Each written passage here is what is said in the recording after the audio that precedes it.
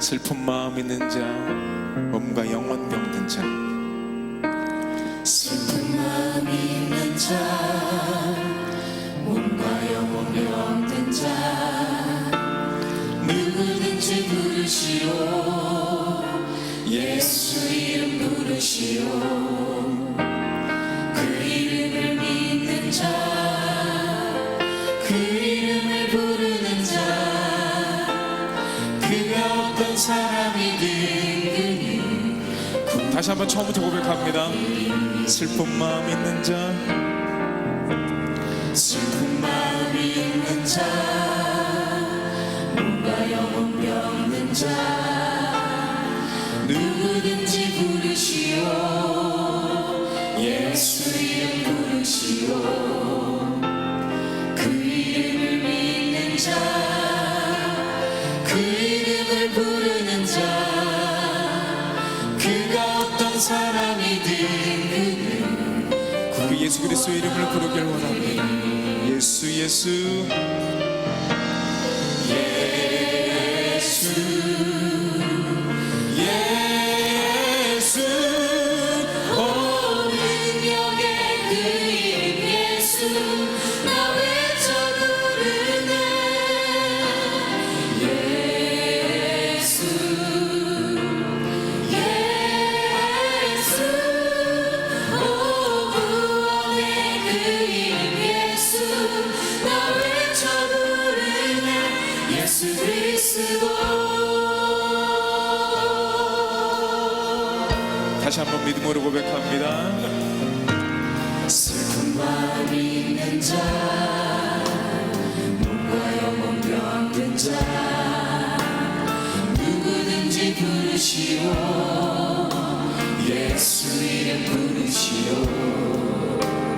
그 이름을 믿는 자, 그 이름을 부르는 자, 그가 어떤 사람이든 구원 얻으리. 예수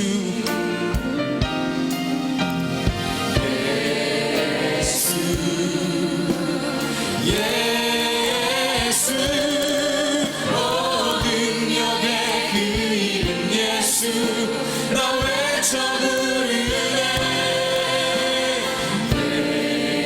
예수 예수 오 구원의 그 이름 예수 나 외쳐 부르네. 예수 그리스도.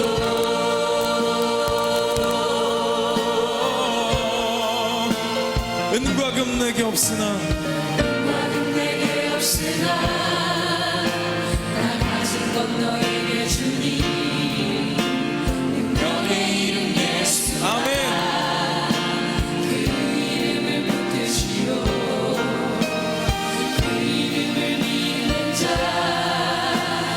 그 이름을 외치는 자, 그가 어떤 사람이든 주의 영광 보리라. 함께 고백합니다. 예수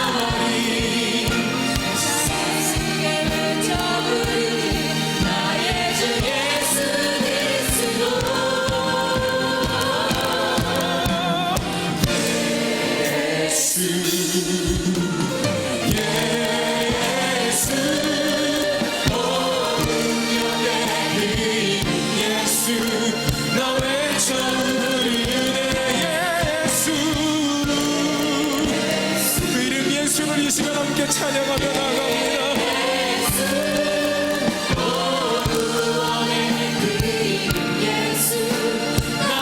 예수 예수 능력의 이름 예수.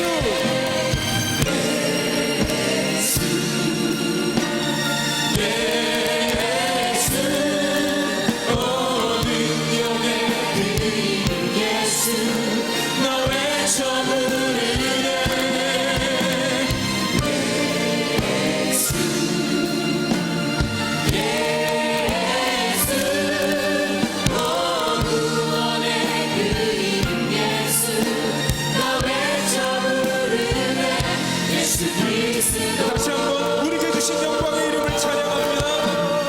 우리에게 주신 영광의 이름 나 없이 잠잠하리 세상에 크게 외쳐 부르리 나의 주 예수 그리스도.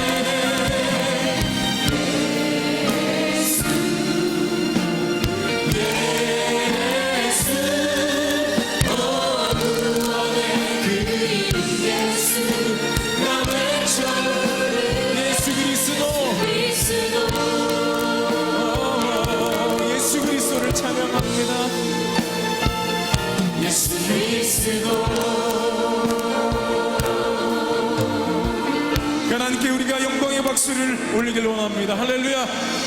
그 능력의 이름 그 구원의 이름 이 시간 우리가 함께 예배합니다. 하나님 영광 받아 주시옵소서.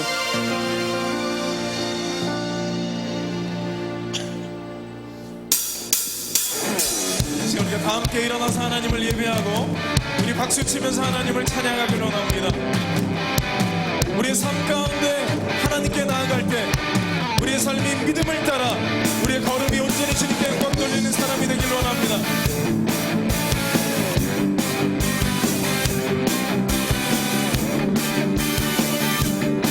믿음 따라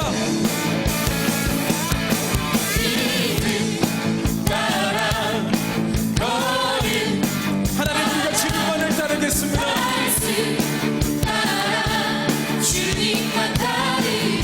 다시 한번 찬양합니다. 믿음 따라 걸음 나가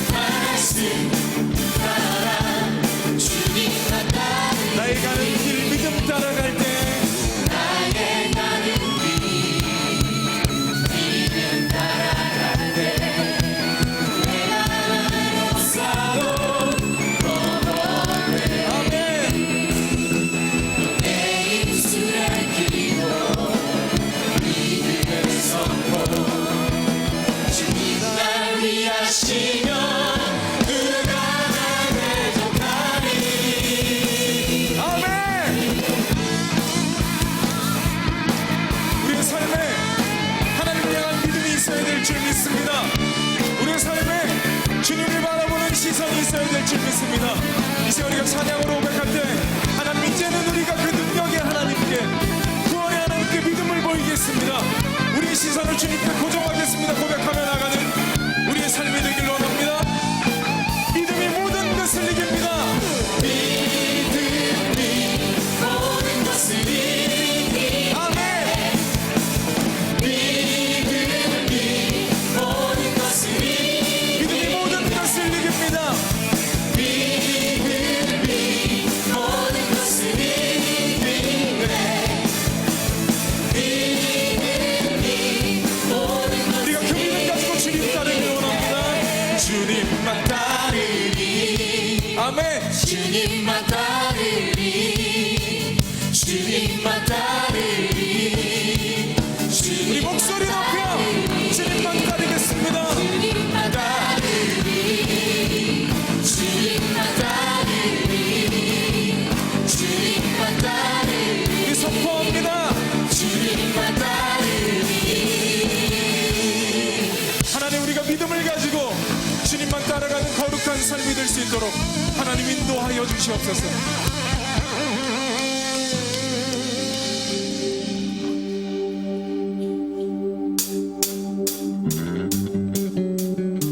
주님을 향한 우리의 사랑과 우리의 열정은 절대로 어떤 누구도 멈출 수 없습니다. 우리 그런 마음으로 하나님을 우리가 목소리 높여 박수하며 예배하길 원합니다. 주 날 구원했으니, 날 구원했으니 어찌 잠잠하리. 기쁨의 찬송 드리리. 주님 내 죄 사했으니 내가 어찌 잠잠하겠습니까? 내 죄 사했으니 어찌 잠잠하리. 기쁨의 경배 드리리. 주를 향한 나의 사랑, 주를 향한 나의 사랑 멈출 수 없네. 멈출 수 없네. 주를 향한 나의 열정, 주를 향한 나의 열정 멈출 수 없네. 시간 주님 앞에 우리 기쁨으로 나아갑니다. 기쁨에 춤추리. 내 모든 슬픔 나누셨네.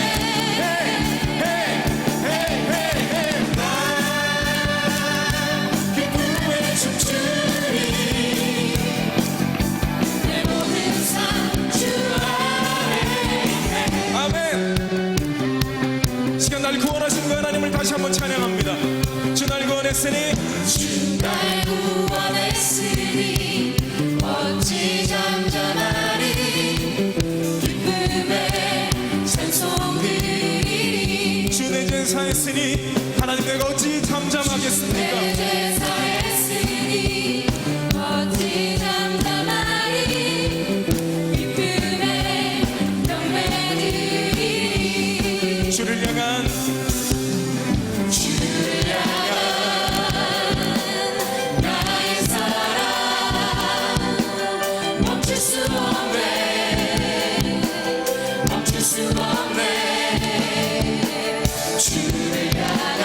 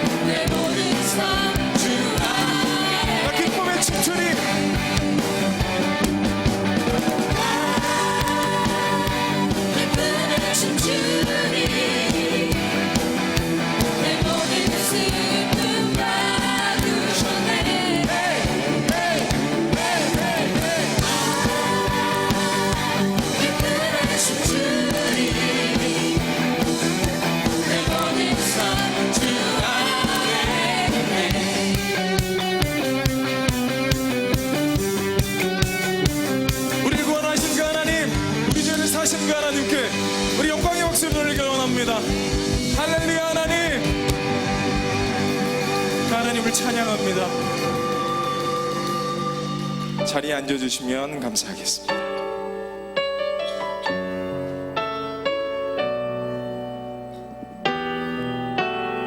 우리 함께 고백하겠습니다. 내 모습 이대로 사랑하시는 그 하나님, 내 모습 이대로 사랑하시네. 연약한 그대로 사랑하시네. 나의 모든 발걸음 주가 하시나니 날 인도하소서. 내 모습 이대로 사랑하시네.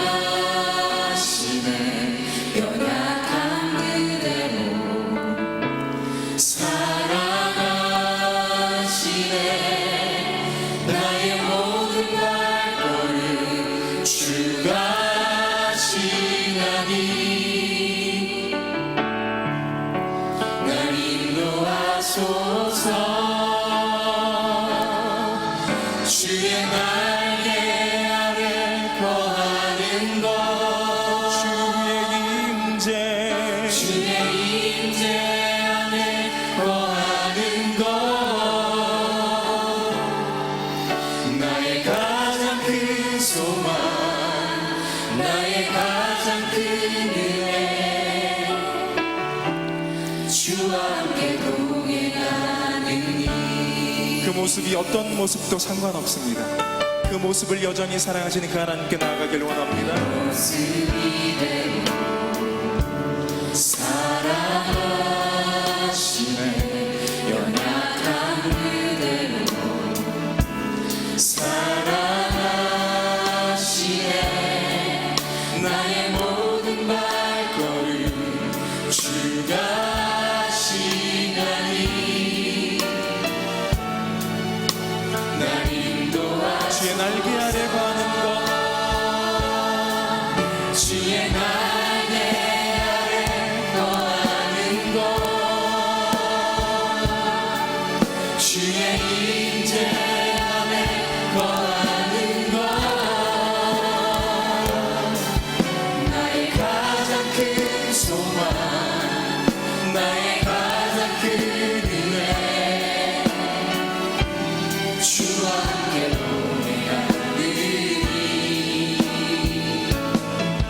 주의 날개 아래 거하는 것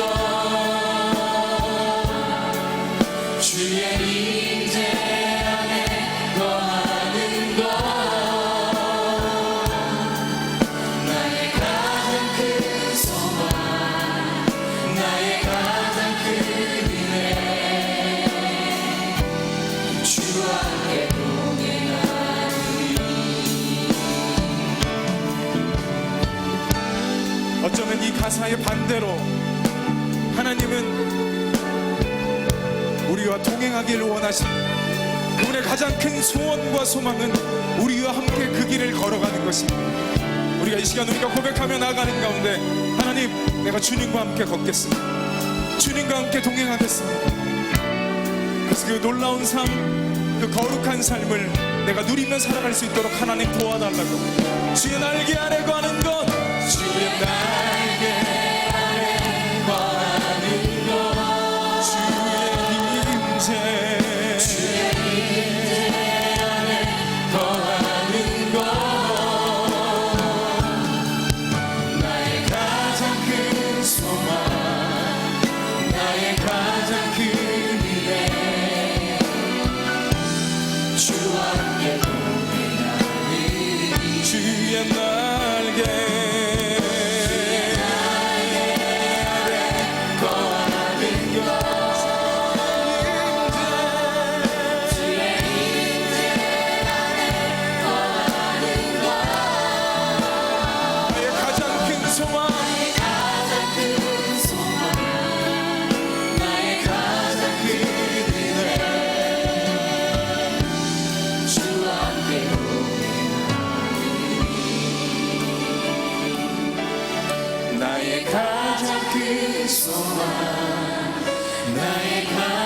그늘에 주와 함께 동행하느니 날 사랑하시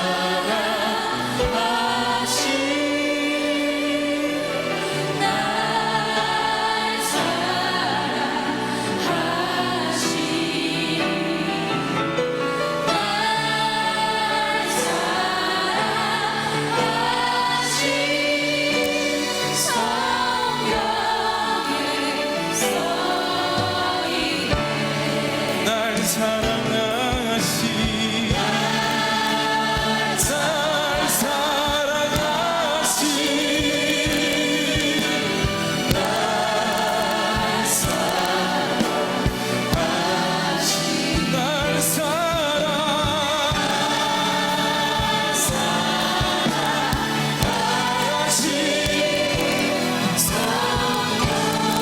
나를 사랑하시는 그 하나님을 찬양합니다.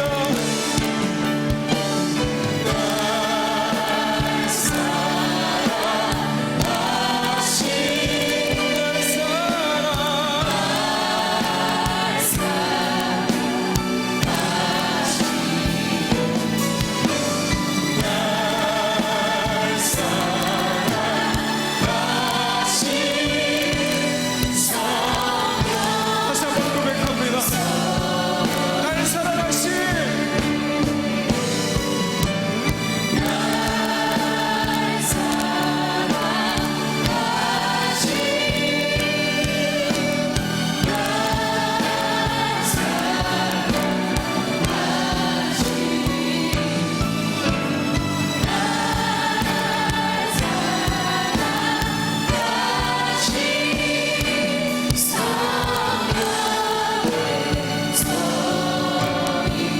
이 시간 우리가 기도하며 나가길 원합니다. 우리가 너무 하나님의 사랑을 알지 못해 하나님 말씀에 이렇게 기록하고 계십니다. 사랑하는 아들아, 사랑하는 딸아, 내가 너를 사랑한다. 만약에 이 세상에 죄인이 너 하나뿐이라도 내가 내 사랑하는 독생자 예수 그리스도를 너에게 보냈다. 이 시간 우리가 기도하며 나가길 원합니다. 하나님, 나를 여전히 사랑하시고 내 모습이 어떠할지라도 사랑하시는 그 하나님의 음성을 우리가 매일 들을 수 있도록 하나님 도와주세요.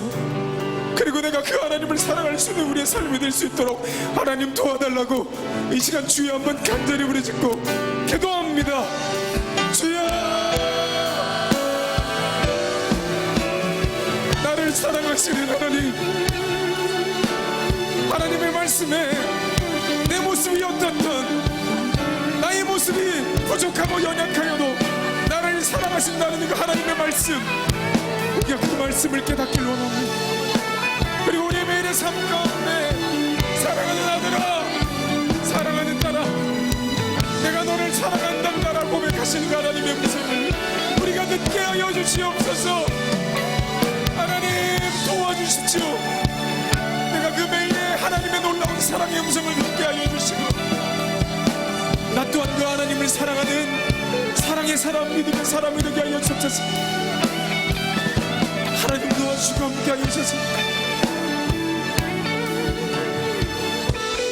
하나님을 우리 사랑하시는 것처럼 우리도 하나님을, 우리도 죽음을 이어들을 사랑하시는 우리의 삶이 될 수 있도록 하나님 도와주십시오.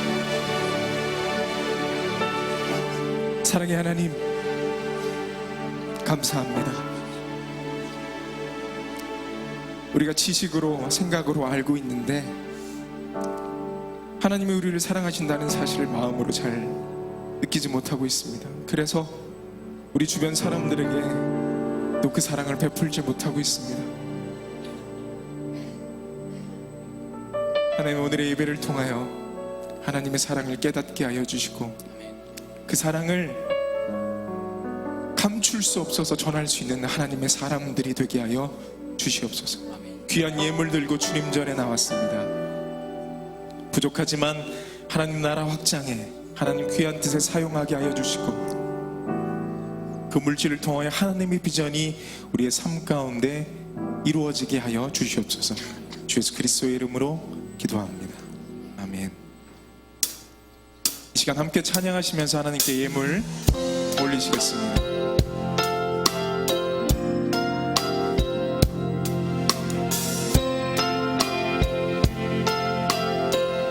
나의 모습 나의 소유 주님 앞에 모두 드립니다. 나의 모습 나의 소유 주님 앞에 모두 드립니다. 모든 아픔 모든 기쁨 내 모든 눈물 받아주소서. 어제 일과 내일 일도 어제 일과 내일 일도 꿈과 희망 모두 드립니다. 모든 소망 모든 계획 내 손과 마음 받아주소서.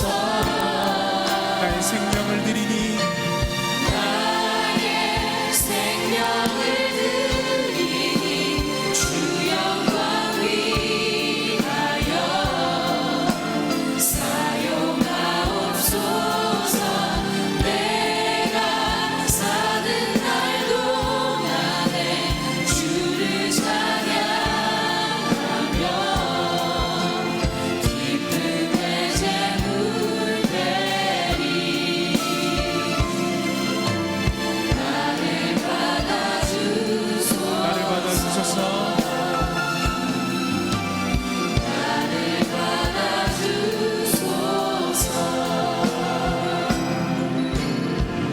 사랑의 하나님, 우리의 물질뿐만 아니라 우리의 소망, 우리의 모든 계획, 우리의 생명까지 주님께 온전히 올려드립니다. 주님의 영광 위하여 아름답게 사용하여 주시옵소서. 주 예수 그리스도의 이름으로 기도합니다. 아멘.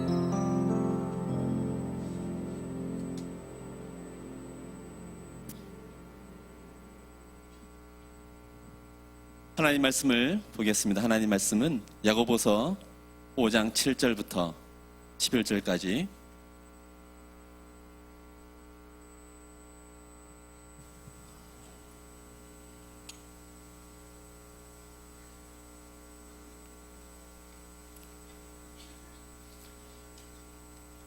신약 성경, 제가 갖고 있는 성경은 375면에 있습니다. 야고보서 5장 7절부터 11절까지 제가 먼저 읽겠습니다. 그러므로 형제들아 주의 강림하시기까지 길이 참으라. 보라 농부가 땅에서 나는 귀한 열매를 바라고 길이 참아 이른 비와 늦은 비를 기다리나니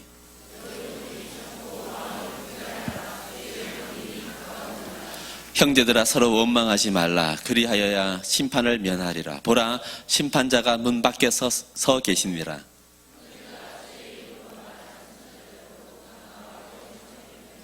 함께 읽겠습니다. 보라 인내하는 자를 우리가 복되다 하나니 너희가 욥의 인내를 들었고 주께서 주신 결말을 보았거니와 주는 가장 자비하시고 긍휼히 여기시는 자신이라. 아멘. 제가 며칠 전에 집에 있는 책장에 이제 오래된 파일들이 많이 꽂혀 있죠. 옛날에 사역 자료들도 있고, 그다음에 신문을 스크랩했던 것도 있고, 잡지 스크랩했던 것도 있고, 이제 그래서 그 중에 내가 어떤 자료를 스크랩해 놓았나라고 한번 들춰보았습니다. 그때 그 중에 하나가 눈에 들어왔는데요. 2009년, 지금부터 한 10년 전 거네요. 2009년 8월 19일자 미래한국이라는 잡지에서 제가 스크랩했던 것이 있었습니다. 그 칼럼의 내용을 제가 잠깐 소개하겠습니다. 이제 칼럼 내용입니다. 몇 해 전에 2009년에 몇 해 전이니까 훨씬 전이죠. 미국의 글로브라는 잡지에서 억수로 재수 없는 사람이라는 제목으로 기사가 난 적이 있다. 여기 뽑힌 사람은 로렌스라는 사람이었는데 그의 직업은 목수다.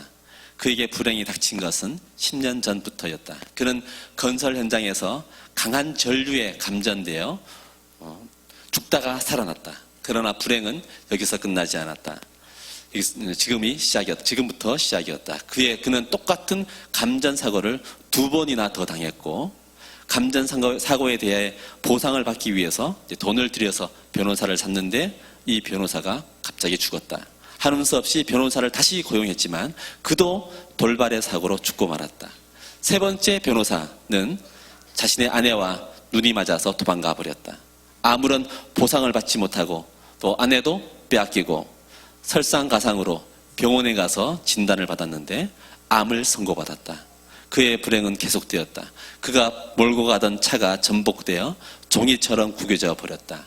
기적적으로 이 사람이 차를 빠져나왔지만 마침 권총을 가진 강도가 그에게 나타났다. 이거 실화죠.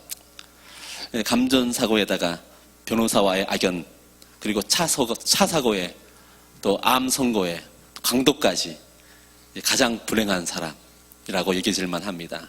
우리 속담에도 안 될 놈은 뒤로 넘어져도 뭐가 깨져요? 코가 깨진다라는 속담이 있죠. 제가 작년에 말쯤에 금요 기도회 때 보여드린 사진이 하나 있어요. 물론 다른 자료인데요. 이게 미국의 저게 무슨 그림이죠? 어떤 거죠? 화장실입니다. 야외 이동 화장실이죠. 하나가 쓰러져 있는데 만약에 거기에 여러분이 혹시 이를 보다가 바람이 불어서 유독 저것만 쓰러졌다고 한번 가정해 봅시다. 어떨까? 기분이 어떨까요? 자기가 아마 나는 왜 이렇게 운이 없는가? 나는 왜 이렇게 재수가 없는가라고 느끼겠죠. 안 보여주셔도 됩니다. 살다 보면 누구나 불행한 일을 많이 겪습니다. 당하죠. 그래도 둘째가라면 서러울 만한 불행당하는 사람 중에 내가 제일 불행당했다라고 하는 사람 중에 둘째가라면 서러울 사람이 한 명 있습니다. 성경에 누가 있죠? 욥입니다. 여러분 다 인정하시죠? 바로 욥이야말로 그 어떤 사람, 오늘 방금 제가 말했던 로렌스라고 하는 사람보다도 오히려 욥은 더 끔찍한 불행을 당한 사람이죠. 욥은 하루에 자기 아들 7과 딸 3을 모두 잃었습니다. 같은 날 7,000마리나 되는 양 다 잃어버렸죠. 3,000 약대 다 잃어버렸고 500결의의 소, 또 같은 수의 암나귀 다 잃어버렸습니다. 또 많은 종도 있었는데 다 죽거나 잡혀가거나 했죠. 그리고 이제 그 다음날 그뿐만 아니라 자신의 몸에 발바닥부터 시작해서 머리끝 정수리까지 온몸에 악창이 났다라고 했습니다. 악창은 내가 살펴보니까 악성종기라고 나와 있고요. 열과 타는 듯한 궤양성을 가진 함부가 부풀어 오르는 병으로 아주 무서운 형태의 문둥병의 일종이다. 이렇게 되어 있습니다. 모든 것을 잃어버렸어요.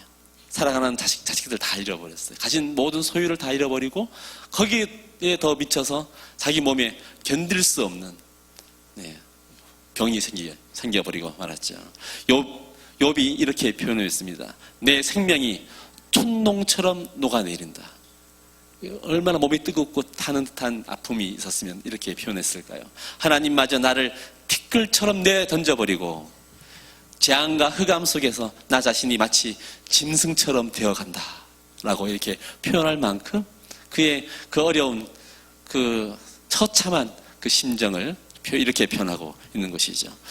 신약을 통틀어서 신약 전체를 다 뒤져보면 욥에 관한 기사가, 욥이라고 하는 이름 자체가 이곳 제가 방금 우리가 읽었던 야고보서에 유일하게 나옵니다. 직접적으로 언급하는 것은 야고보서죠. 일반적으로 이 야고보서를 이 구약의 지혜서와 짝을 이루는 신약의 지혜서라고도 부르기도 합니다. 야고보서에는 특별히 욥과 굉장히 비슷한 내용들이 많이 들어 있습니다. 인생의 허무함을 풀의 꽃과 같은 것으로 묘사한다든지 하나님께서 가난한 자를 기억하시고 국률의 위대함을 강조하고 또 헐벗고 굶주린 형제 자매에게 관심을 가지고 또한 언어의 통제에 대하여서 또한 요구하고 특별히 야고보서 4장 6절과 또 욥기 7장 7절에 보면 하나님은 겸손한 자를 받으신다. 또 다른 곳에서는 재물과 인생은 썩고 좀을 먹는 것이다 라고 표현한 것이라든지 또 무엇보다도 야고보서와 욥기가 의인의 간구에 대해서 또 의인의 강구가 지니는 효력에 대해서 강조하고 있는 것에서 보면 많이 참 비슷한 것이 있습니다. 구조도 비슷하고 내용도 서로 닮아 있는 것을 볼 수가 있죠. 다르게 말하면 야고보서가 욥기에 대한 욥기의 그 밑바탕을 욥기의 그 정신을 밑바탕에 깔고 있다라고 생각하면 쉬울 것 같습니다. 오늘 본문 중에 하나가 야고보서 5장 11절이죠. 보라, 함께 읽어볼까? 시작. 보라, 인내하는 자를 우리가 복되다 하나니 너희가 욥의 인내를 들었고 주께서 주신 결말을 보았거니와 주는 가장 자비하시고 긍휼히 여기는 자신이라. 욥의 인내와 결말.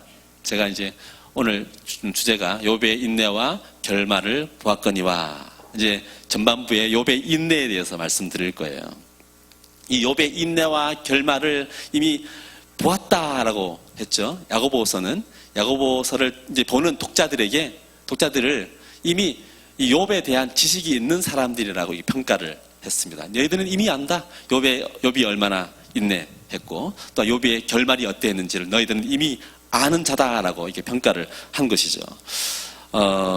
어떤 시험을 받고 있었기에 야고보서를 받아보는 사람들이 어떤 시험 중에 있었기에 이 욥의 이 인내를 언급해야만 했을까요? 다르게 표현한다면 야고보가 언급한 야고보에서 언급된 이 시험에 대한 이야기들이 야고보서에는 처음부터 나와 있죠. 시험의 내용은 무엇일까요? 야고보서를 잠깐 들춰보면 1장 1절에 보면 하나님과 주 예수 그리스도의 종 야고보는 흩어져 있는 12지파에게 문안하노라라고 야고보서가 이제 시작합니다. 당시 야고보는 예루살렘의 종교 지도자로 있었습니다. 교회 지도자로 있었죠.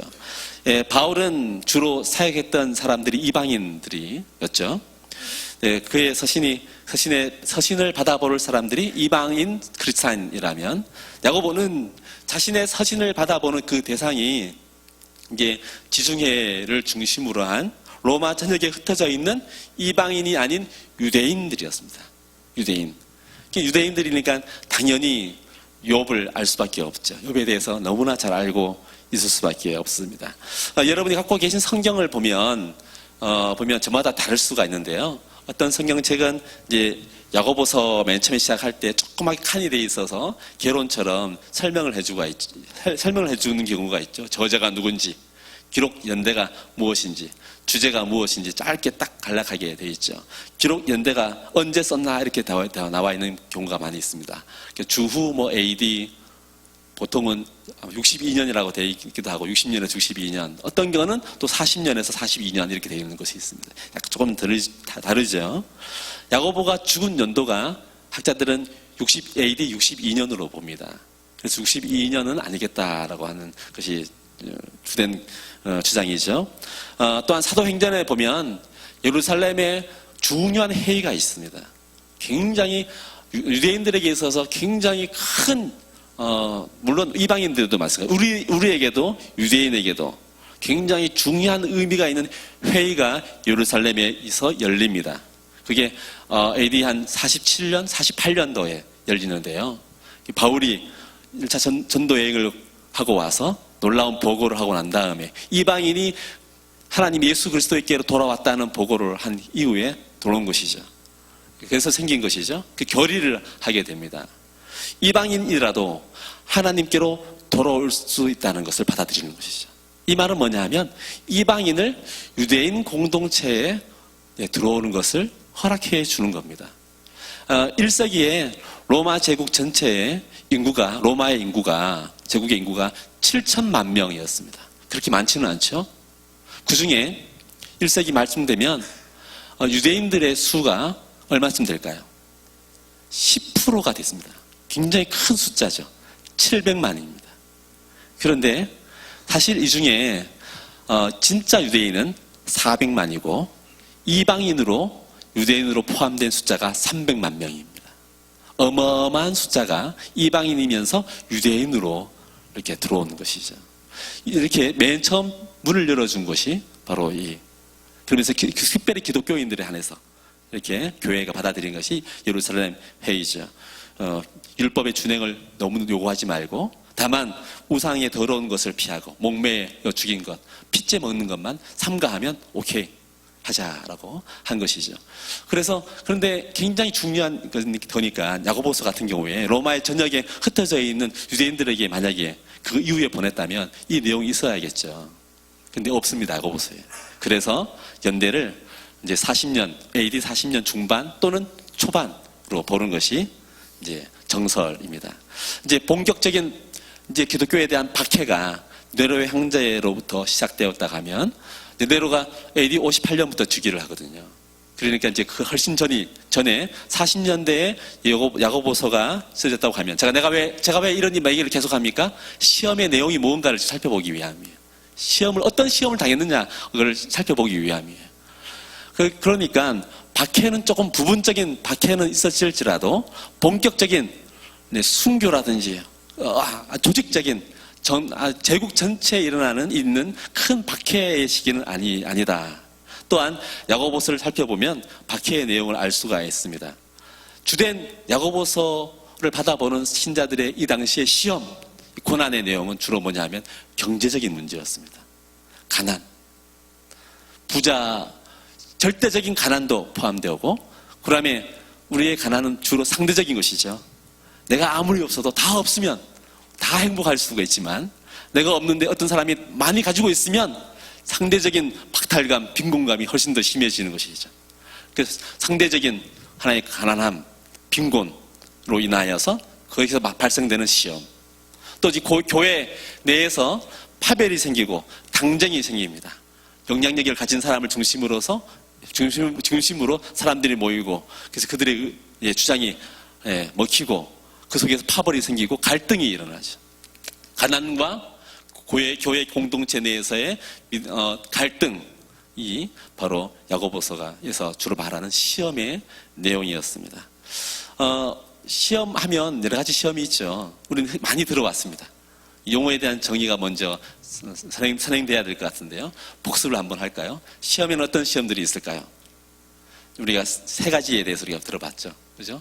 주로 첫 번째 시험, 테스트라고 하는 시험이 있죠. 하나님께서 우리의 믿음이 우리에게 부딪혀진 상황과 환경과 상관없이 온전하게 하나님을 향하여 있는지 없는지를 확인하기 위해서 하나님 우리를 테스트하십니다. 두 번째 시험이 있습니다. 두 번째 시험은 트라이얼로서의 시험이라고 하는데요. 야고보서에서 말하는 주로 시험이 바로 이 두 번째 시험에 해당됩니다. 이것은 우리에게 주어진 하나님의 그 목적, 시험이 하나님의 목적을 성취하기 위한 도구로 쓰입니다. 그래서 하나님의 주권 아래에서 우리에게 허락된 시련이나 환난이 이제 하나의 어떤 시련이라고 표현할 수 있는 트라이얼로서의 시험. 세 번째는 템테이션이라고 해서 유혹이나 미혹, 사단의 목적이 있는 거죠. 사단이 우리로 하여금 미혹하고 유혹해서 믿음에서 떨어뜨리려고 하는 의도로 시험하는 것. 물론 고난에도 세 종류가 있습니다. 고난, 첫 번째 고난. 여러분 고난 안 당하고 있는 분이 계신가요? 지금 어려움 가운데 있지 않는 분이 계신가요? 어디 하나 좀 아쉬움이 없는 분 혹시 계신가요? 우리 대부분은 다 고난을, 어떤 시험이라든지 고난과 어려움들을 조금씩 다 갖고 있습니다. 고난의 종류를 한번 알아봐야 되지 않을까요? 내 고난이 어디서부터 온 것이 고난인가? 첫 번째 고난은 나의 허물과 잘못, 죄로 인해서 받는 고난이 있을 수 있습니다. 둘째는 바로 안 좋은 경우죠. 사탄의 유혹으로부터 오는 시험과 고난. 세 번째 고난은 하나님의 의를 깨닫고 바른 믿음의 경지에 오르기 위한 하나님의 선물로서의 고난. 욥이 당한 고난은 몇 번째죠? 세 번째일 겁니다. 나의 허물과 잘못, 또 죄로 인한 고난과 사단의 유혹으로부터 오는 시험과 고난은 대개 우리 자신이 먼저 알 수 있습니다. 그 고난의 그 원인을 우리 자신이 다른 사람보다 우리 자신이 먼저 압니다. 내가 그걸 잘못했구나. 내가 잘못 살았구나. 내가 이렇게 살았기 때문에 하나님이 나에게 이렇게 고난을 주시는구나. 내가 그 유혹에 내가 넘어갔구나. 내가 그 시험에 빠졌구나. 이런 잘못들은 우리가 우리 스스로 먼저 알아차릴 수가 있죠. 그런데 이 세 번째 고난에 또는 두 번째 이 시험의 종류, 트라이얼, 또 세 번째 고난에 해당되는 것은 하나님의 의를 깨닫고 바른 믿음의 경지에 오르기 위한 목적으로 주신 이 시험과 이 고난은 우리가 쉽사리 그 원인을 찾을 수도 없고 또 쉽게 그 원인이 또 그것을 해결할 수도 없고 끝나지도 않습니다. 첫 번째, 우리의 잘못으로 인한 고난은 쉽습니다. 짧게 해결할 수 있습니다. 짧게 끝낼 수 있습니다. 우리가 회개하면 됩니다. 그 방법을 알 수 있습니다. 그 치료법도 우리가 갖고 있는 것이죠. 하나님이 우리에게 주신 것이죠. 회개하면, 하나님께 먼저 자백하고 고백하면 하나님은 우리의 죄를 사하신다. 우리 모든 불의에서 우리를 깨끗게 하신다라고 하나님은 아주 좋은 처방전을 우리에게 이미 주셨습니다. 쉽습니다. 그런데 되게 어려운 문제는 바로 전에 말씀드린 것. 하나님의 목적 속에서 우리로 하여금 바른 믿음에 바르게 서게 하기 위한 하나님의 선물로서 주는 고난. 우리가 이해하기도 어렵고 짧게 끝나지도 않고 구하여도 쉽게 해결되지 않는 그런 문제가 많은 것이죠.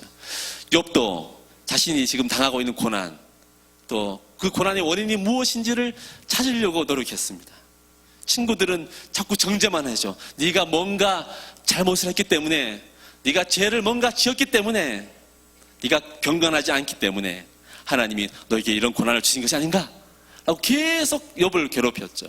욥은 그것을 아무리 찾으려고 해도 찾을 수가 없었습니다. 욥은 너무나 괴로웠습니다. 시간이 지나면 지날수록 이제 욥은 하나님께 질문을 해야만 했습니다.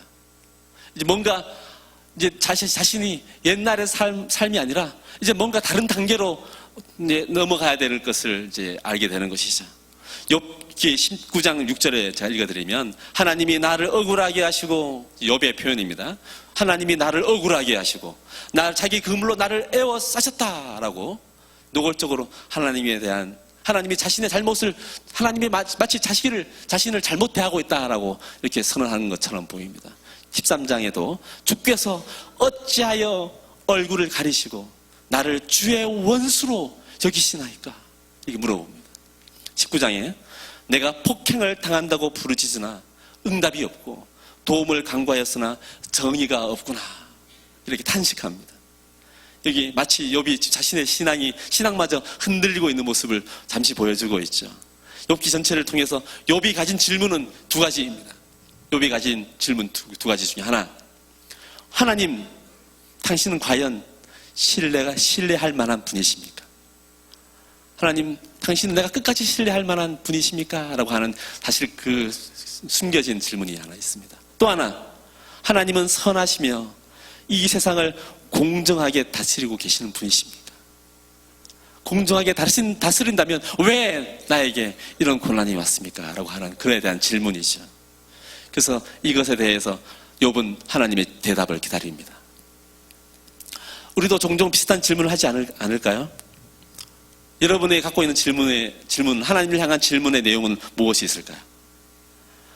여러분, 답답한 일이 생길 때마다, 어려운 일이 있을 때 그냥 아무런 하나님 앞에 질문 없이 살아갑니까?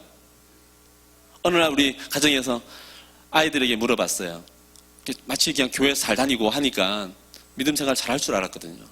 기독초등학교도 다니고 나오고 그래서 그냥 경건의 생활이 조금은 그래도 있겠지라고 물어봤죠. 너 아침에 일어나서 하나님께 기도하니? 했더니 다 안 해요. 3명 다 안 해. 그러면 밤에 잘 때 기도하고 자니? 다 안 해. 너무 쇼크 받았어요. 그래서 이제 한 해는 제가 잠시 빌려줬던 아이패드를 압수했어요.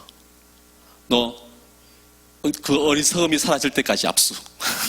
압수. 그리고 이제 모두에게 페널티를 다 주는 것이죠. 잘 모르기 때문에 저도 잘 대하지 못하기 때문에 어리석은 방법으로 했을 수도 있지만 아무튼 너무 충격을 받았습니다. 여러분은 지금 하나님을 향하여 질문이 있습니까? 여러분은 하나님을 향하여 어떤 받아낼 대답이 있습니까? 이렇게 질문하는 분들이 있을 수 있어요. 하나님, 왜 왜 이런 상황은, 왜 저의 이런 상황은 왜 아직 변함이 없을까요? 왜 안 바뀔까요? 왜 하나님 저들에게는 평탄한 길을 주시면서 왜 저는 언제나 좁고 자갈밭 같을까요? 하나님 마음 같아서는 그냥 사표 그냥 던져버리고 나오고 싶습니다. 하나님 도대체 변할 줄 모르는 남편과 언제까지 제가 살아야 할까요? 죄송합니다. 아내가 저기 있어가지고. 네. 교회에서 살다시피 섬겼는데 왜 우리 아이들은 내가 교회에서 살다시피 하나님을 섬긴다고 섬겼는데 왜 내 사랑하는 아이들은 믿지 않는 세상의 부모의 자식들보다 왜 못한가요? 왜 초라한 길을 걷고 있죠? 믿음을 갖고 살아온 인생이 가족들에게 너무 부끄럽고 보여주기 싫습니다. 부끄럽게 느껴집니다. 하나님 정직하게 살아왔습니다. 나름대로 정직하게 살아왔습니다. 그런데 하나님 그 때문에 제게는 현재 남아있는 것이 하나도 없습니다. 남들처럼 투자 막 하지 않았습니다. 남들처럼 막 아파트 막 살려고 하지 않았습니다. 그것이 정직하게 사는 줄 알았습니다. 덕분에 저는 아무것도 가진 것이 없습니다. 어떻게 살아야 할까요? 이제는 제가 계속 이렇게 살아야 할는지 확신이 서지 않습니다. 그 외에 저에게 남아있는 믿음이 별로 없는 것 같습니다. 하나님, 제 믿음이 이렇게 없습니다. 제가 지금 하나님이 나를 지금 돌아보고 계시는 건가요? 하나님, 예배는 지금 드리고 있지만 기쁨이 없습니다. 감격이 사라진 지 오래입니다. 하나님, 열정이 사라졌습니다. 하나님, 첫사랑이 사라졌습니다. 제가 이렇게 살아도 되는 건가요? 하나님, 제가 언제까지 이렇게 살아도 되는 건가요? 내가 언제까지 이렇게 나이만 가도 되는 걸까요? 여러분, 이런 질문을 하나님께 하십니까? 하실 수도 있겠죠. 제가 4부 예배 설교를 준비하는데 어떤 분이 말씀하셨습니다. 4부는 1부, 2부, 3부와는 분위기가 다르다. 이른바 1, 2, 3부와 같은 피드백을 아마 너는 받아볼 수 없을 것이다. 그것을 기대했다가는 시험에 들 거라는 거죠. 그 주된 이유가 4부에는 아멘이 없다는 거예요. 맞아요. 맞는 것 같아요. 아멘 지금 한 번도 못 들어봤어요. 제가 물론 아멘을 요구하지도 않았어요. 아멘도 안 하는데 제가 질문을 드려봐야 대답을 기대하기도 어렵겠죠. 여러분은 하나님을 향해서 어떤 질문을 하십니까? 긴 기다림 끝에 욥은 하나님의 대답을 받았습니다. 하나님의 폭풍 가운데 말씀하셨습니다. 하나님이 이렇게 말씀하시면 얼마나 좋을까요? 사실 욥아, 내가 너를 이렇게 하려고 처음부터 계획했던 것은 아니다. 내가 너를 이렇게 만든 건 아니다. 그 미운 사탄이 나를 꼬드기지만 않았어도 내가 너를 이 지경으로 내버려 두지는 않았을 텐데 내가 사탄의 깸에 넘어갔다. 내가 너를 한번 너가 어떤 사람인지 한번 알아보려고 했어. 이렇게 하면 시원할 것 같은데, 그죠? 사실 조금 맞잖아요. 근데 하나님이 그렇게 대답하지 않았습니다. 하나님의 대답은 뭘까요?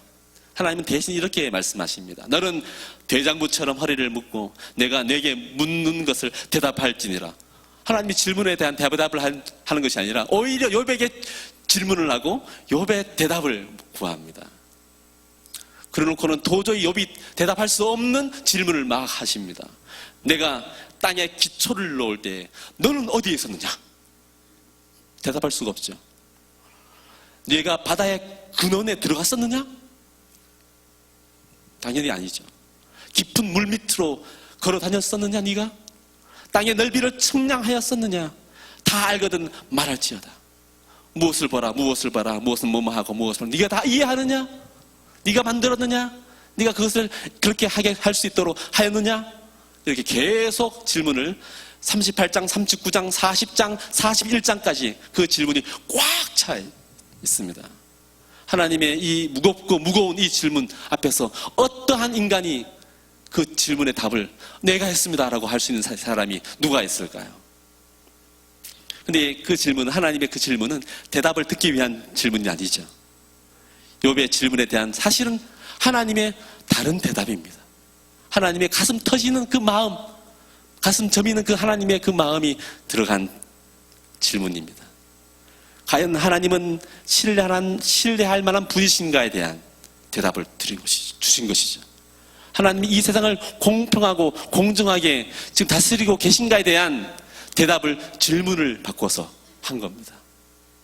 욥의 인내, 욥이 인내했다는 것은 오늘 욥의 인내와 결말이 있죠. 중요한 것이 욥의 인내라는 것이 단지 욥이 오래 참고 오래 견딘다는 것을 의미할까요? 야고보서에서도 쓰인 그 인내라고 하는 단어가 영어도 마찬가지 똑같은 뜻이 여러 개 쓰인 것이 많죠. 그렇죠? 다 그러나 의미가 다 다릅니다. 우리나라 말은 다 똑같이 번역할지라도 의미가 다른 말들이 굉장히 많죠. 다 동일합니다. 단순히 참고 견딘다라고 하는 의미의 단어를 쓰지 않았고요. 이 인내가 어떻게 쓰였냐 하면 확고하다, 흔들리지 않다라는 뜻의 그 단어로 쓰였습니다. steadfastness라고 하는 단어로 쓰였습니다. 확고함, 흔들리지 않음의 뜻인 거죠. 인내하고는 조금 약간 뉘앙스 다르죠. 즉 믿음의 시련은 믿음을 더 확고하게 하고 흔들리지 않게 한다는 것입니다. 욥의 인내라는 것은 욥이 그 시험을 통과하면서 욥이 확고해졌다. 하나님에 대한 신뢰가 더 확고해졌다라는 의미입니다. 나의 가는 길을 오직 그가 아시나니 그가 나를 단련하신 후에는 내가 정금같이 나오리라. 그래도 피드백이 좀 있네요. 감사합니다. 네. 그가 나를 단련하신 후에는 내가 정금같이 나오리라 라고 하는 믿음이 있음을 욥은 사실 23장에 밝혔습니다. 그 신뢰가, 그 믿음이 이 시험을 통과하면서 확고해졌죠. 이제 야고보서 1장 3절을 이제 더 명확하게 이해할 수가 있습니다. 야고보서 1장 3절에 이는 너희의 믿음의 시련이 인내를 만들어내는 줄 너희가 알미라. 이게 굉장히 유명한 말씀이죠. 너희의 믿음의 시련이 인내를 만들어내는 줄 너희가 알미라. 시험이 인내를 만들어낸다. 만약에 단순히 그 인내를 만들어낸다의 그 인내가 참고 견디는 거라면 굉장히 어렵습니다. 이게 무슨 뜻인지 파악하기가 어렵습니다. 믿음의 시련이 단순히 참을성을 길러준다는 말인가? 이렇게 해서 헷갈릴 수가 있는 것이죠. 그런데 인내가 그것이 아니라 확고함, 더 견고하게 한다고 한 뜻을 우리가 이해한다면 믿음의 시련으로 그 믿음이 오히려 더욱 견고해지고 확고해진다는 것이죠. 그것은 바로 하나님이 시험을 주신 목적과 맞아떨어집니다. 하나님이 우리의 바른 믿음을 위하여 주신 선물로 주신 고난의 의미와 그 목적과 또 맞아떨어집니다. 그럼 이제 나머지 이제 짧게 끝날 건데 두 번째 볼까요? 두 번째 뭐예요? 욥의 결말이죠. 욥의 결말에 대해서 우리가 잘 알고 있습니다. 욥기 42장 12절을 보면 여호와께서 욥의 모년에 말년에 복을 주사 처음 복보다 더하게 하시기 다 더블로 줍니다. 그가 양 1만 4천, 7천 죽었는데 1만 4천, 약대 6천, 3천 죽었는데 6천을 주고 소 1,500 죽었는데 1천, 마찬가지 암나기도 1천, 아들 7과 딸 3을 낳았으며 아들 7, 딸 3은 똑같은 숫자인데 당연히 죽은 아들, 딸도 살아있으니까 그것도 더블 되는 것이죠. 이렇게 욥의 딸들처럼 아름다운 여자가 없었더라라고 했고 그 후에 욥이 140년을 살면서 아들과 손자 4대를 보았고 나이 늙고 기한이 차서 죽었더라. 이 말씀으로 이것이 욥의 인내에 대한 보상으로 결말에 유일한 것처럼 보이지만 사실은 그보다 더 중요한 욥의 결말이 있습니다. 인내에 대한 결말이 있습니다. 욥이 자신의 이 무지와 이 교만에 대해서 사실 하나님께 회개합니다. 무엇보다 하나님을 이 인내함으로 이 시험을 통해서 더 깊이 알게 되었다는 것을 기뻐합니다. 좋아합니다. 내가 주께 대하여 귀로 듣기만 하였었더니 이제는 눈으로 주를 배움나이다. 벌써 마지막 장이네요. 욥의 인내와 결말이 보여주고 있는 것이 무엇일까요? 하나님의 성품입니다. 오늘 읽었던 5장 11절에도 있죠. 주께서 주신 결말을 보았거니와 주는 가장 자비하시고 긍휼히 여기는 자신이라. 욥의 인내와 결말은 결국엔 그것에 대한 그 원인, 그 밑바탕에 주님의 하나님의 성품이 깔려 있음을, 하나님이 누구신지에 대한, 하나님이 정말 신뢰할 만한 분이신지 아니신지에 대한 것이 깔려 있는 것이죠. 그래서 그것을 강조하기 위해서 욥의 긴 고난에 대한 이야기가 필요했던 겁니다. 우리가 소유하고 있는 모든 것이 땅이든 주택이든 아파트든 뭐든, 또는 전세 자금이든 또는 은행 잔고이든 또는 건강이든 여러분의 몸이든 또는 학력 또는 재능 또는 여러분의 또 자녀들, 다 여러분의 소유, 내 소유, 내가 가진 것이라고 표현하고 또 그렇게 알고 있습니다. 인간이 참 어리석은 것이 뭐냐면 하나님을 본다고 이렇게 하지만 실상은 사람을 봅니다.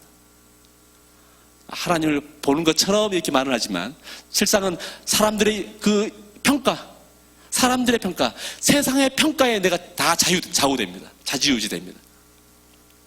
눈은 하늘을 향해 있어요.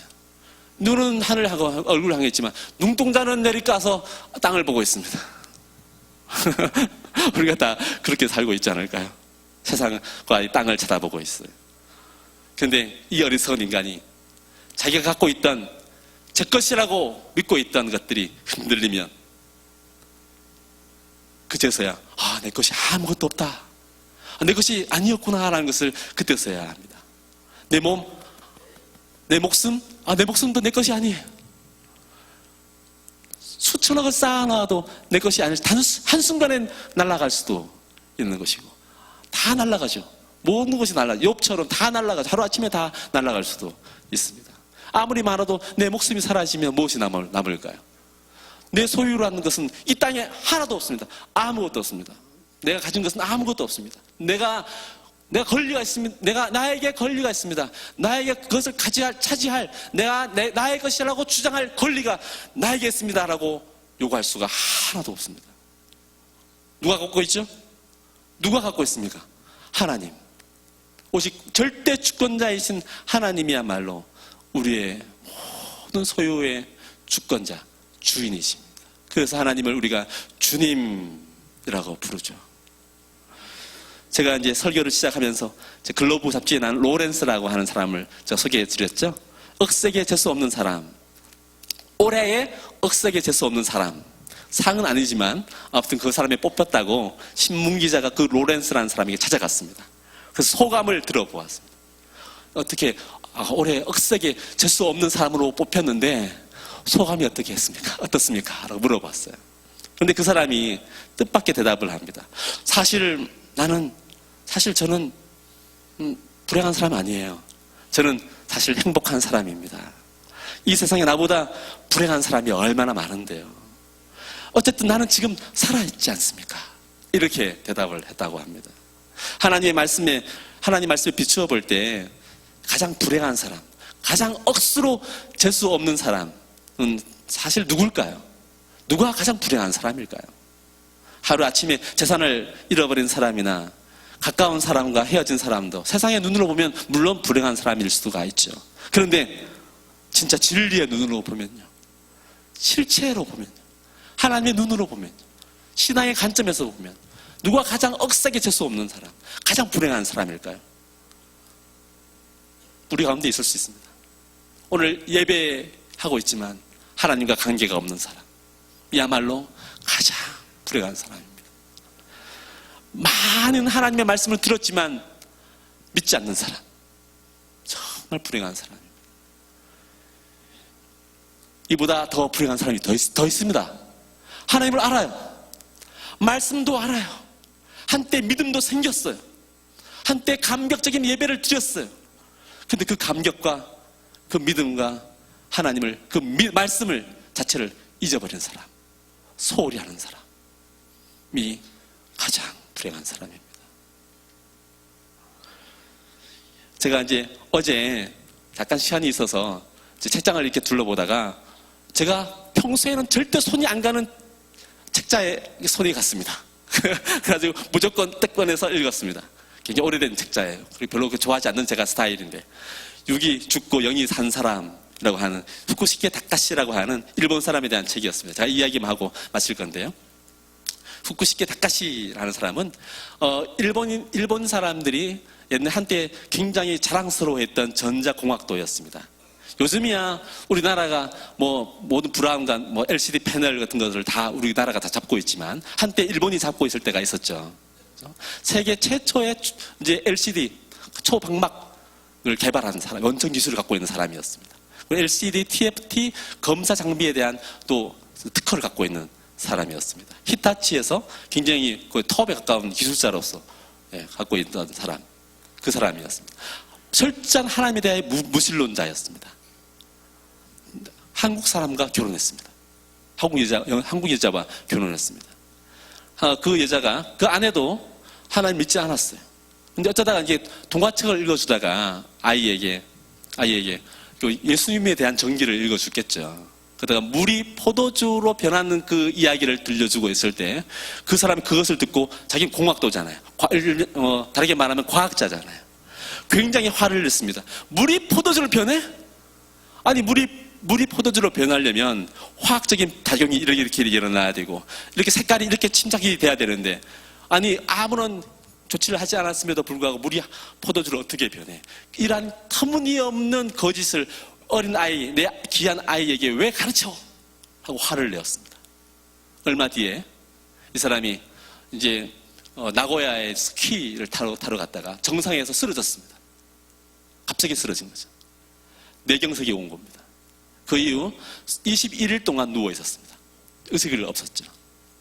근데 그 사람이 일어나자마자 최초로 제일 먼저 한 이야기가 뭐냐면 울면서 여보, 예수님이 정말 물을 포도주로 만들었어. 하나님은 살아계셔. 이렇게 말했죠. 그는 의식이 없다고 했지만 그 속에서 예수님을 만났습니다. 0.4%밖에 되지 않는 일본인들이 가운데에서 그가 하나님께 쓰임받는 도구가 된 것이죠. 그래서 그가 이제 갓월드라고 하는 선교단체를 만들고 한국과 일본의 지부를 두고 일본을 변화시키는 일 앞에 헌신하고 그가 한 번도 보지 않았던 성경 말씀을 줄줄 깨듯이 다 깨고 하나님을 가르치고 한국 교회에 대하여서 뼈 있는 하나님 말씀을 전하고 그렇게 한 것이죠. 그것을 읽으면서 그 사람이 한 내용이 지금도 기억나는데요.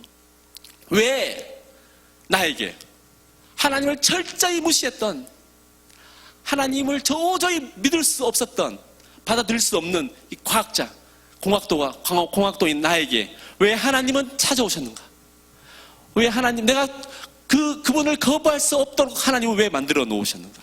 하필이면 25%나 되는 한국인에게 나타나지 아니하시고 0.4%밖에 안 되는 일본인 가운데서 왜 나에게 나타나셨는가? 이러한 메시지를 한국 사람들에게도 주기 위함이다. 하나님이 쓰시고자 하면 사람들은 쓰시려고 하는 사람은 너무나 많다. 널리고 널렸다. 근데 하나님께 쓰임 받는다는 게 얼마나 소중하고 얼마나 귀중하고 얼마나 놀라운 일인가.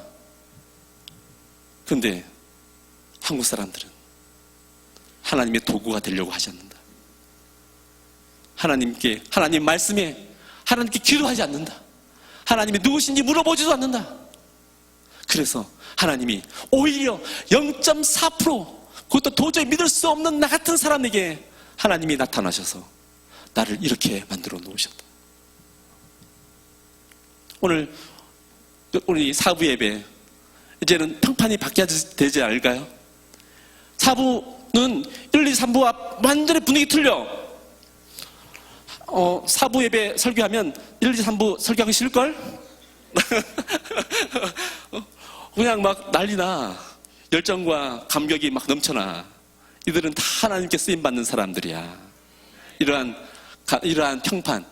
아니, 이러한 하나님의 그 놀라운 그 섭리가 여러분 가운데 삶 속에 있도록 여러분 이제 여러분의 잘못으로 인한 시험에 들지 아니하고 하나님께서 믿음을 경고케 하시려고 하는 그 시험을 기쁘게 여기고 받아들이고 여러분의 삶 속에서 말씀에 집중하고 기도에 집중하고 예배 가운데 감격을 위해서 기도하며 바라는 참된 신앙인, 하나님의 손에 붙들림 받아서 인생을 허비하지 않으므로 가장 어리석은 사람이 되지 않고 가장 불행한 사람이 아니라 가장 행복한 사람이라고, 여러분의 인생의 막바지에서 하나님, 저는 맨 처음에는 별로 그렇게 하나님 앞에 주목받지 못했지만 그러나 이제 말년에 지금은 너무나 행복합니다.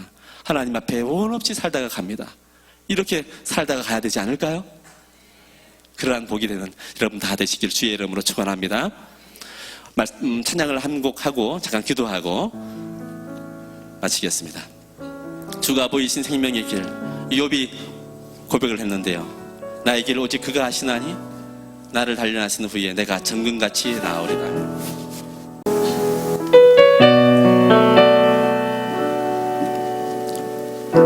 여러분의 믿음을 담아 함께 고백했으면 좋겠습니다. 주가 보이신 생명의 길, 나 주님과 함께 상한 마음을 드리며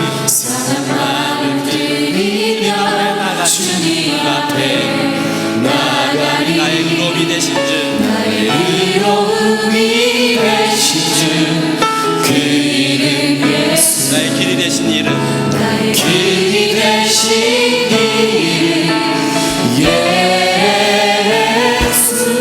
나의 길 오직 그가 아시나니 나의 길 오직 그가 아시나니 나를 단련하신 후에 내가 정금같이 나오리라. 내가 정금같이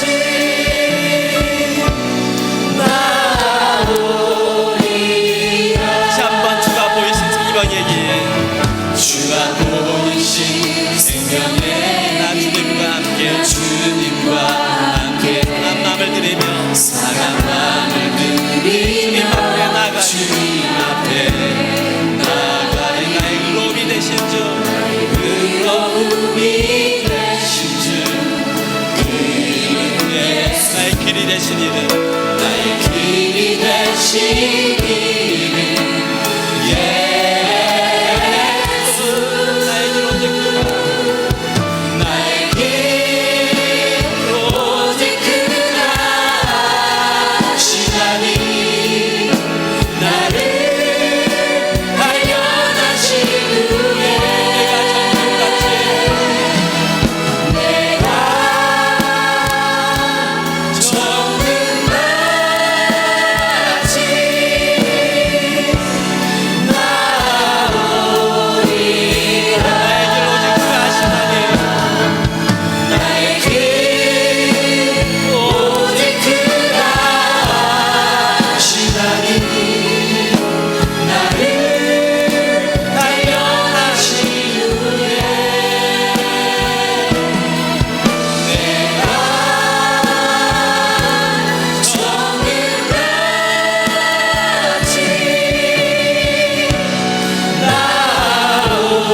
나오리라. 이 시간에 우리 함께 두 손을 들고 하나님, 내가 잃어버렸던 열정, 내가 잃어버렸던 첫사랑, 잃어버렸던 믿음, 하나님 다시금 되찾기를 원합니다. 내 마음을 하나님 만져주시고 성령께서 역사하여 주시고 하나님 기름 부어 주시옵소서라고 우리 함께 기도하겠습니다. 주여, 전능하신 하나님 아버지, 사회 예배 참석한 모든 성도들의 마음을 하나님께서 지금 만져주시기를 소망합니다. 성령께서 하나님 지금 임재하여 주시옵소서. 하나님은 살아계십니다. 하나님은 살아계십니다. 분명히 살아계십니다. 하나님 이 순간에 우리와 함께하고 계십니다. 역사하고 계십니다. 우리에게 말씀하고 계십니다. 우리가 그전에 지금까지 눌러왔던, 지금까지 살아왔던 삶의 형태와 하나님 삶의 모습들을 버려버리고 이제는 하나님을 향하여 믿음을 갖고 말씀을 붙잡고 기도하며 힘있게 살아가기를 하나님은 원하십니다. 오 하나님 아버지, 우리의 잘못과 우리의 허물과 우리의 죄악을 용서하여 주시옵소서. 하나님을 무시하고 하나님 살아있음을 알면서도 거부하고 죄악 속에 살아가기를 그 시험과 유혹 속에서 우리 몸을 방치하는 것을 즐거워했던 우리를 용서하여 주시고 하나님 아버지 새로움을 주시옵소서. 새로운 영을 부어주옵소서. 성령으로 충만케 하여 주시옵소서. 그래서 우리의 믿음이 욥의 인내와 결말을 아는 것처럼 하나님 주님의 자비하시고 은혜를 계신 자신하심을 우리가 아는 것처럼 하나님 이제는 주님의 의로움 주님의 자비하심을 위해서 몸을 모든 것을 기대합니다. 하나님 우리를 은혜를 여겨주셔서 하나님 우리를 새롭게 변화시켜 주시고 그리고 열정을 회복시켜 주시고 첫사랑을 회복시켜 주시고 믿음으로 다시 앞으로 도전하며 살아갈 수 있도록 주여 인도하여 주시옵소서. 한 사람 한 사람 심령과 마음에 하나님께서 강하게 터치하여 주시고 만져주시고 새롭게 함이 있게 하여 주시옵소서. 목사든지 장로든지 집사든지 권사든지 성도든지 자기의 모든 허울을 벗어버리고 하나님 옆에 하나님 아이와 같이 순전한 아이와 같이 하나님 옆에 자신을 돌려드리며 하나님께서 나를 변화시켜 주십시오. 하나님 아버지 나를 온전하게 사여 하나님 변화시켜 주십시오. 하나님 아버지 저를 담아주십시오. 저를 사용하여 주십시오. 하나님 스님이 귀하게 쓰신 도구로 사용하여 주십시오 라고 기도할 줄 아는 사람들이 다 될 수 있도록 인도하여 주셔서 이제는 새로운 삶이 될 수 있도록 어제와 당평이 다른 하나님 오늘과 항이 다른 삶을 내일은 오늘과 내일을 살 수 있도록 주님이여 인도하여 주시옵소서. 이제는 우리 구주 예수 그리스도의 은혜와 하나님 아버지의 놀라우신 사랑하심과 성령님의 감화 감동 내주 교통하심이 또한 믿음을 경고케 하심이 모든 성도들 위에 있기를 간절히 축원하옵나이다. 아멘.